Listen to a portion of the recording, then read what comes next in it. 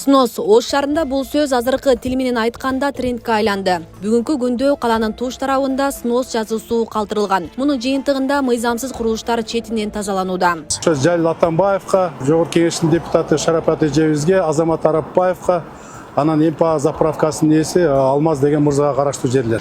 Ушул жерде мына кызылсызданды. Силерге түшүндүрүп айтып атабыз, бүт чыгып кеткен. Мына жерде бир жагынан канал дагы бар. Каналдын үстүнө да отуруп калган. Ошонун бошотушуңар керек. Анын кору зонасы бар. Кызылсыздан да чыгып кеткенсиң. Сиздин соодаңызды токтоткон жокпуз, бирок соодаңызды ошол кызылсыздын ар жагында өзүңүздүн территорияңызда аса макулу бул жагын бошотосуздар.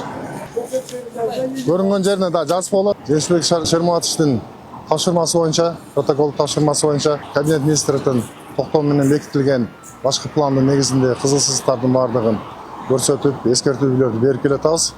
Сноско азыр жолдун энин алганда 40 метрге деп азыр белгилеп кетип атабыз. Кызылсыздын артына кирип, ушу сода кылганы сода кылып, ишмердигин жүргүзгөн ишмердигин жүргүзүп, ошол 40 метрдин артында жайгашсын деп түшүндүрүп кетип атабыз.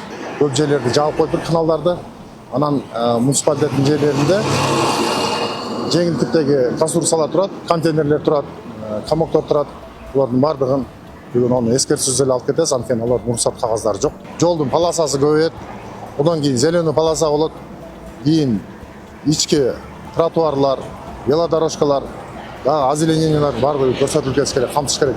Мындай иштер Ош шаарынын мэри Жеңишбек Токторбаевдин тапшырмасынын негизинде аткарылууда. Шаар башчысы таңкы саат 6-да күн сайын рейдти кыдырууга чыгып, тиешелүү жетекчилерге катуу талаптарды коюп жатат. Муну менен өз билимдиктердин баарын иретке келтирүү, шаар тургундары жана келген конокторго шарттарды жакшыртууну көздөөдө.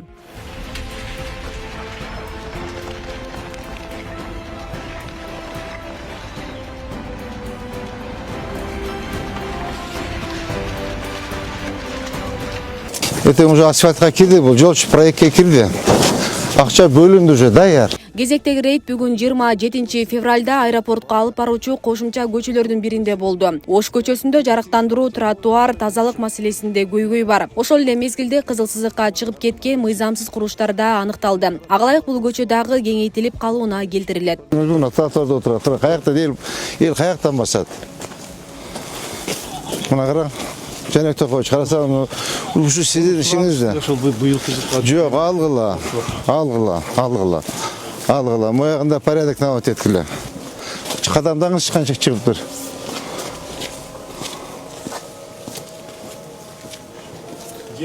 Видите, 7 метр чыгып кеткен. Бул элдин акысы да. Ар бир служба өзүңөрдө тийиштүү тапшырмаларды жазып алдыңар. Мына Ош көчө боюнча катуураак иштеш керек. Өтө катуу иштеш керек. Анткени эртең асфальт башталат. Асфальтты баштаган чакта биз эки черекесин ачып коюшубуз керек. Алар бизди күтпөйт, жигиттер. Возможность берип атат. Возможность берди бизге Кудайым. Урматтуу президентибиз, урматтуу генералыбыз айтып атат, жасагыла жолду. Мына акча деп берип атат. Азыр 3 миллиард бөлүнүп атат. 2 миллиард плюс 1 миллиард. Андан сырткары дагы акча берем деп атат. Моменттен пайдаланып калайлы. Аны сиз жасабасаңыз, мен жасабасам, алар келип жасабайт да. Биз өзүбүз чуркашыбыз керек. Мынча өзүбүз чуркап аракет кылсак, анан жасалат. Эми Ош шаарында ар бир объектте Кыргызстандын желектери илинип, көрктөндүрүү иштерине көңүл бурулат. Буга бардык мекеме ишканалар менчигинин түрүнө карабай салым кошууга тийиш. Шаардын көркүн бузган бир дагы курулуштар болбошу керек. Быйыл Ош шаарында жумуш көп болот. Мэрдин тапшырмасына ылайык бир нече долбоорлор иштелип чыкты. Ал эми ага кеткен каражат шаардык, республикалык жана демөөрчүлөр тарабынан ишке ашырылат. Сиз ушул жерде жаттыңыз бүгүн.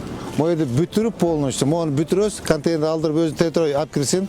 Могу бүт алдырасыз дагы, анан кийин жумушка барат. Асель Сыдыкова, Регион телеканалы. Болду, бүгүнкү рейтибиз бүттү, урматтуу жетекчилер.